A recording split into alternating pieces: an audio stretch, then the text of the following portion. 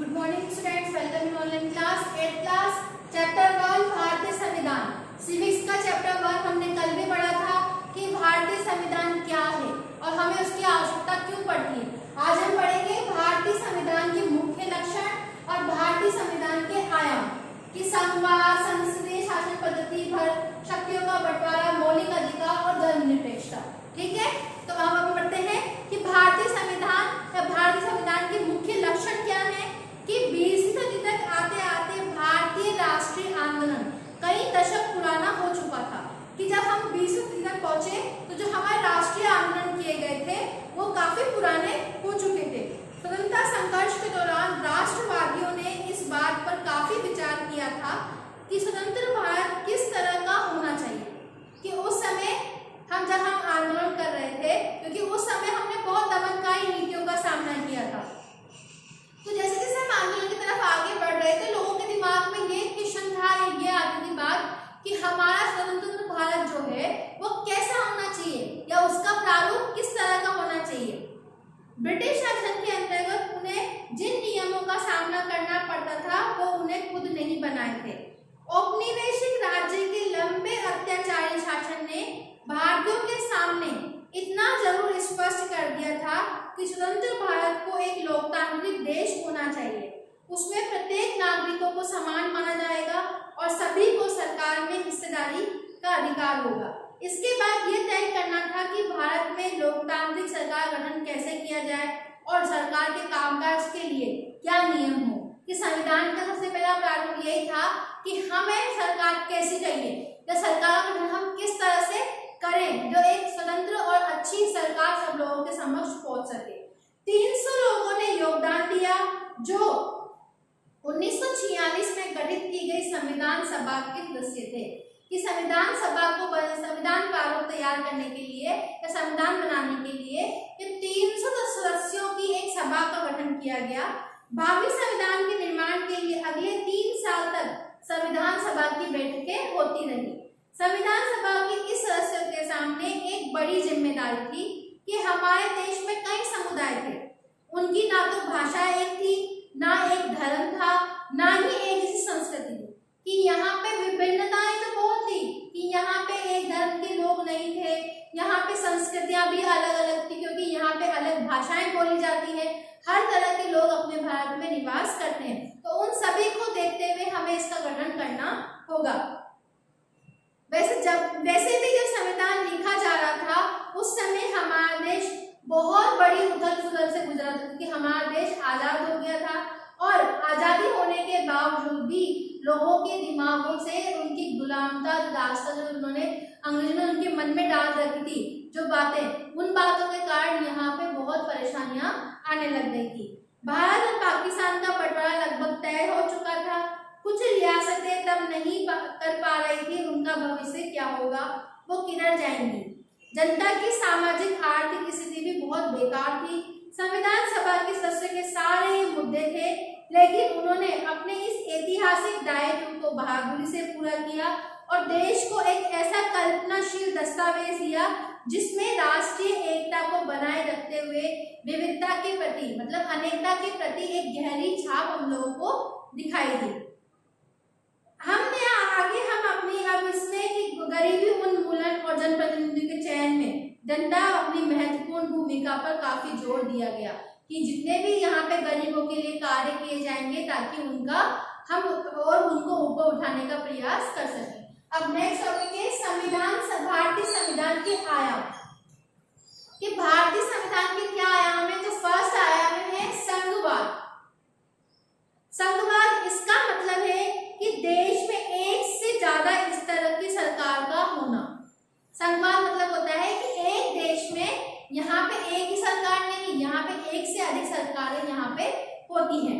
हमारे देश में राज्य स्तर पर भी सरकारें हैं और केंद्रीय स्तर पर भी है। क्या एक ही सरकार पूरे भारत चलाती है? नहीं चलाती। तो यहाँ पे राज्य लेवल पे अलग सरकार है और केंद्र लेवल पे अलग सरकार है। पंचायती राज व्यवस्था का शासन तीसरा स्तर है और तीसरा स्तर कौन सा आता है? राज्य मतलब केंद्र। भारत में पूरे केंद्र को बांट दिया, फिर राज्य को बांट दिया। लेकिन जो निचले स्तर पर जो ग्रामीण क्षेत्र हैं कि उन ग्रामीण क्षेत्रों में सरकार किस तरह से कार्य करेगी, तो वहां पे पंचायती राज का निर्माण किया गया। भारत में इतने सारे समुदाय की उपस्थिति का सीधा मतलब ये था कि यहाँ शासन की एक ऐसी व्यवस्था विकसित करनी होगी जिसने राजधानी दिल्ली में बैठे मुट्ठी भर लोगों की पूरे देश के फैसले न लेने लगे कि ना दिल्ली में बैठे केंद्र सरकार दिल्ली में है कि वहाँ के लोग ही पूरे भारत का फैसला नहीं ले सकेंगे।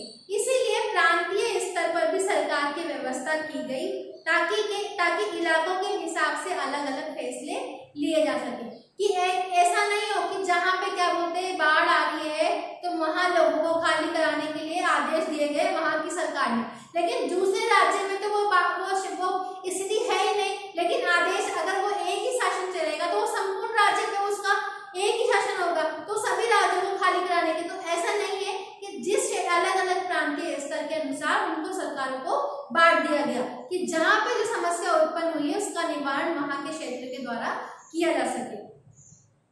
भारत के राष्ट्रीय महत्व के सवालों पर भी राज्य को केंद्र सरकार द्वारा बनाए गए कानूनों को मानना पड़ता है कि अगर राज्य सरकार को जो कानून दिए गए हैं वो केंद्र सरकार के द्वारा दिए गए हैं तो केंद्र सरकार के द्वारा दिए गए नियमों का पालन करना राज्य सरकार का दायित्व है।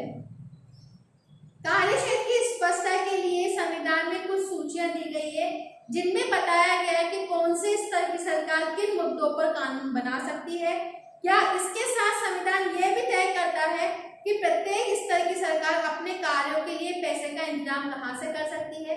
और संविधान के अंतर्गत राज्य केवल केंद्रीय सरकार के प्रतिनिधि ही नहीं होते, भारत के सभी लोग इन सभी स्तरों की सरकार द्वारा बनाए गए कानूनों और नीतियों के अंतर्गत आते हैं।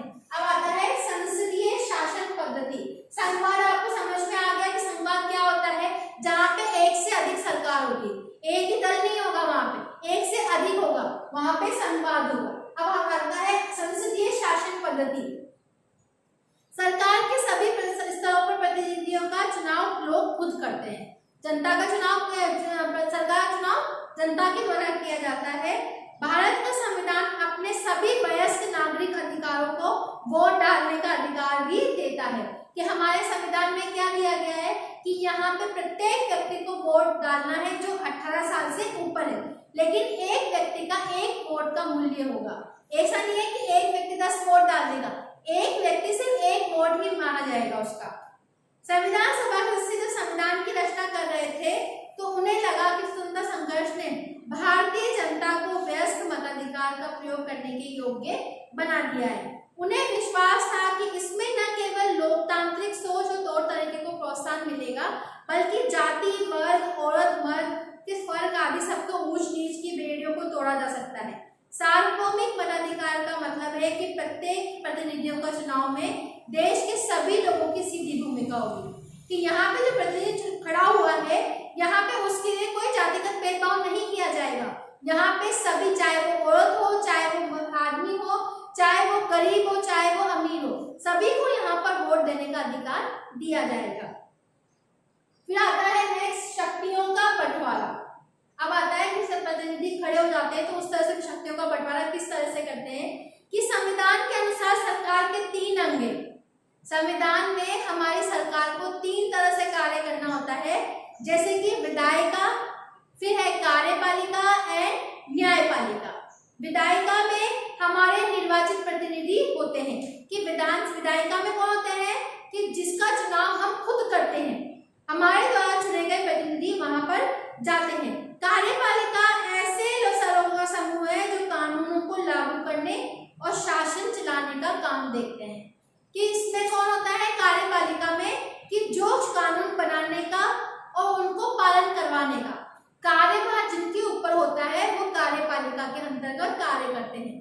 और न्यायालयों की व्यवस्था को न्यायपालिका करता है और जो आपकी जो न्यायालय अदालत होती है वो सभी न्यायपालिका के अंतर्गत कार्य करती है। सरकार की किसी भी शाखा के द्वारा सत्ता के दुरुपयोग को रोकने के लिए प्रावधान किया गया है। इन सभी अंगों की शक्तियां एक दूसरे से अलग होती है, कोई भी अपनी एक दल दूसरे दल का हस्तक्षेप नहीं करता। शक्तियों के इस बंटवारे के आधार पर प्रत्येक अंग दूसरे अंग से अंकुश रखता है और इस तरह तीनों अंगों के बीच सत्ता का संतुलन बना रहता है कि इसमें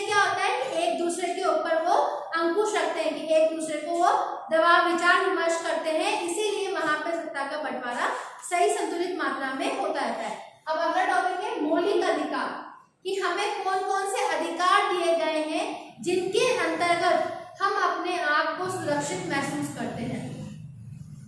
मौलिक अधिकारों वाला खंड भारतीय संविधान की अंतरात्मा भी कहलाता है कि हमारे जो मौलिक अधिकार है वो हमारे संविधान की अंतरात्मा है, जिन्होंने मनुष्य को जीने का आधार दिया है।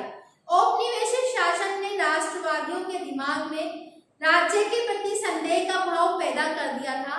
इसीलिए राष्ट्रवादी चाहते थे कि स्वतंत्र भारत में राज्य की सत्ता के दुरुपयोग से बचने के लिए एक लिखित अधिकार होना चाहिए कि हमारे यहाँ पे हमें जो राज्य की सत्ता को बचाने के लिए हमें यहाँ पर एक लिखित संविधान की आवश्यकता है कि लिखित तौर पर कि वो हमारे समक्ष आ जाए तो हम उसमें अपना कार्य करना स्टार्ट करें।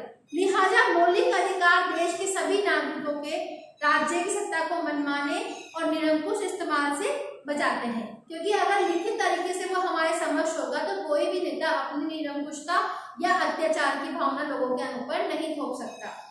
इस तरह संविधान राज्य और अन्य व्यक्तियों के समक्ष व्यक्तियों के अधिकारों की रक्षा करता है। विभिन्न अल्पसंख्यक समुदाय भी चाहते हैं कि संविधान में ऐसे अधिकारों को शामिल किया जाए जो उनके समूह की रक्षा कर सके। फलस्वरूप बहुसंख्यकों से अल्पसंख्यकों के अधिकारों की रक्षा का आश्वासन भी संविधान में दिया गया है। इन मौलिक अधिकारों के बारे में डॉक्टर अंबेडकर ने कहा था कि इनका दोहरा उद्देश्य है। पहला, हर एक नागरिक ऐसी स्थिति में हो कि वो उन अधिकारों के लिए दावेदारी कर सके। दूसरा, ये अधिकार उस सत्ता और संस्था के लिए बाध्यकारी हो जिसे कानून बनने का अधिकार दिया गया है।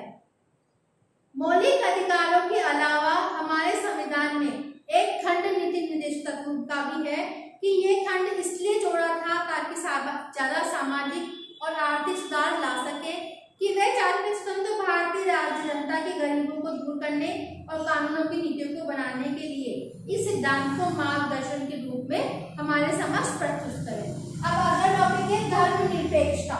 यहाँ पे धर्मनिरपेक्षता का मतलब है कि यहाँ पे धर्म को बढ़ावा देना। धर्मनिरपेक्ष राज्य वो होता है जिसमें राज्य अधिकृत रूप से किसी भी धर्म को राजकीय धर्म के रूप में बढ़ावा दे सकता है। धर्मनिरपेक्षता कि यहाँ पे कोई भी व्यक्ति किसी भी धर्म को प्रचार कर सकता है या फिर यहाँ पे किसी भी धर्म को वो अपना सकता है। आप इस बात को समझ रहे होंगे कि कभी कभी देश का इतिहास ये तय कर देता है कि देश का संविधान कैसा होगा। संविधान इन आदर्शों को तय करने में महत्वपूर्ण भूमिका निभाता है जिन्हें हम अपने देश और अपने प्रतिनिधियों के जरिए साकार करना चाहते हैं। जिन देशों में संविधान में भारी बदलाव आ जाते हैं वहां देश का बुनियादी स्वरूप भी बदल जाता है। हम नेपाल में देख चुके हैं कि वहां लोकतंत्र बनाने की जरूरत के साथ ही एक नए संविधान की जरूरत भी पैदा हो गई थी। हमने भारतीय संविधान के इन आयामों का अध्ययन किया है जो काफी जटिल दिखाई देते हैं और उन्हें समझने में मुश्किल भी आती है, लेकिन हम इनके द्वारा हमारे संविधान के प्रारूप को और अच्छे से समझ सकते हैं।